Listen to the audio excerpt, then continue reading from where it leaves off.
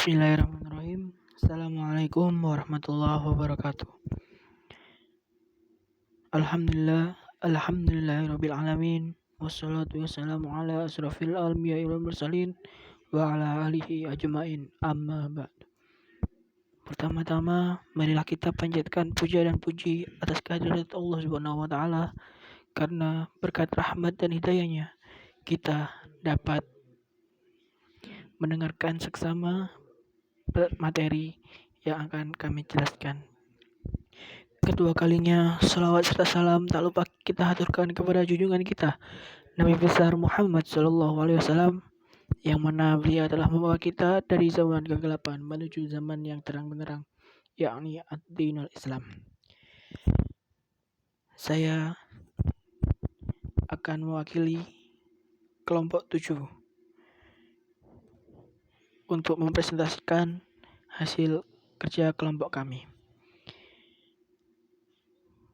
Kelompok kami beranggotakan yang pertama Devariko Arianto dengan NIM 211036061, dan yang kedua Muhammad Maulana Firmansyah dengan NIM 211034044, dan yang terakhir Siti Zulatul Wasyi dengan NIM 211033034. Oke, presentasi kali ini bab Helenisme. Yang pertama kita bahas adalah Epikuren. Pengertian: Epikureanisme adalah sebuah sistem filsafat yang didasarkan pada ajaran Epikuros dan didirikan pada sekitar 370 sebelum Masehi. Epikuros adalah seseorang materiali, atemis, dan juga mengikuti ajaran Demokritos. Materialismenya membuatnya menentang tahayul dan juga campur tangan para dewa, seperti hanya Artipos. Epikuros percaya bahwa kesenangan itu baik.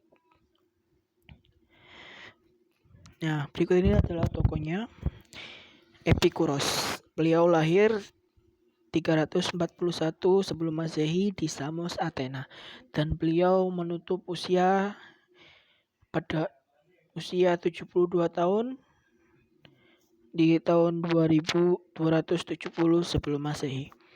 Di era filsafat kuno, kawasan filsafat barat, aliran yang dianut Epikureanisme, atomisme, materialisme, dan hedonisme.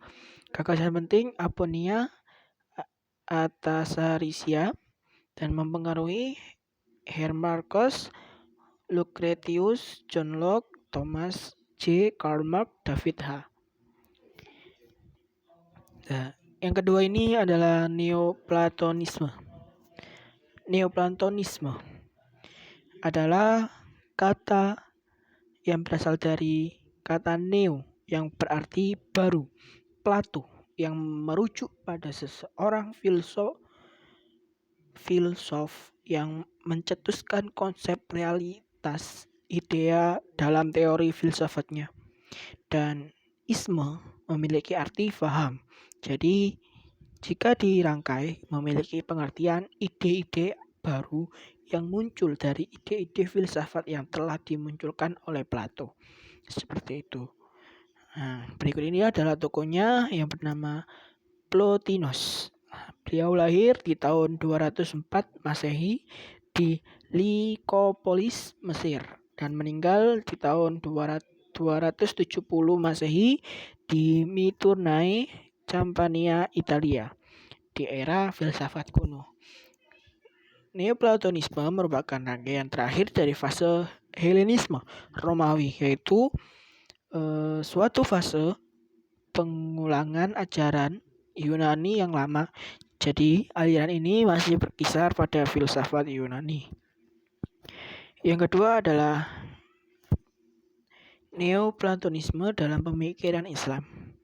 Pemikiran Islam yang dimaksud ialah filsafat Islam, teologi, dan tasawuf.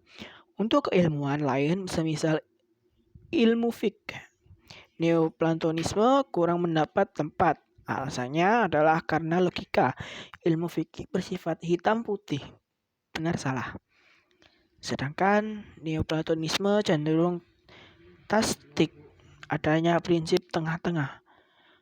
Oleh karena itu, kajian fikih lebih banyak mengikuti logika Aristotelian yang distinktif, hukum identita, hukum non-kontradiksi, dan hukum tidak ada jalan tengah atau jalan ketiga. Seperti itu teman-teman sekalian. Dan yang terakhir adalah Stoa.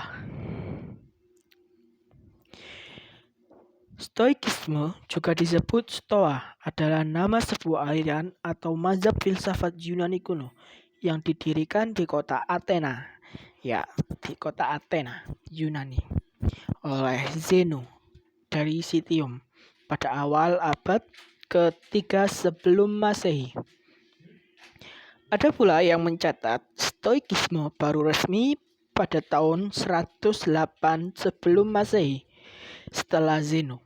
Orang yang paling berjasa mempertahankan sekolah Stoa adalah Cleanthes dari Assos dan Chrysos dari Soli. Cleanthes menyumbangkan gagasan tentang hubungan etika dengan iman atau teologi, sedangkan Chrysippus menuliskan 705 buku, 90% literatur sebagai doktrin. Stoikisme yaitu telaah tentang perbintangan astronomi. Ya, seperti itu teman-teman sekalian yang dirahmati Allah Subhanahu wa taala. Nah, berikut ini adalah tokoh dari Stoa, yaitu bernama Zeno dari Citium. Jadi Zeno itu ada banyak macam ya. Salah satunya adalah Zeno dari Citium. Lahir di tahun 336 sebelum Masehi di Kition. Meninggal diperkirakan tahun 262 sebelum Masehi di Athena. Seperti itu ya.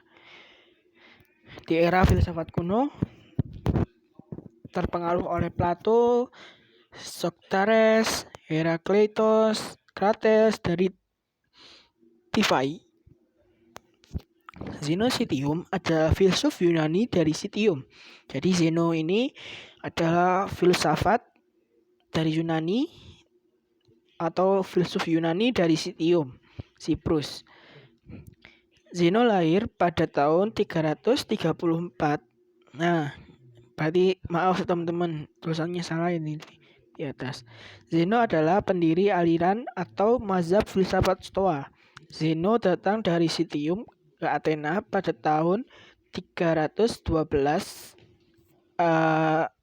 atau 311 sebelum Masehi ya, untuk mempelajari filsafat di bawah Xenocrates, murid dan keponakan Plato.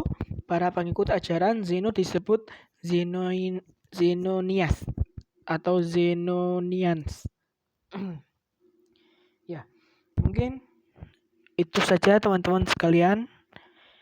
Apabila ada salah kata, mohon dimaafkan karena kesempurnaan hanya milik Allah semata. Bila ada yang perlu ditanyakan, silakan didiskusikan di grup WA. Syukron, assalamualaikum warahmatullahi wabarakatuh.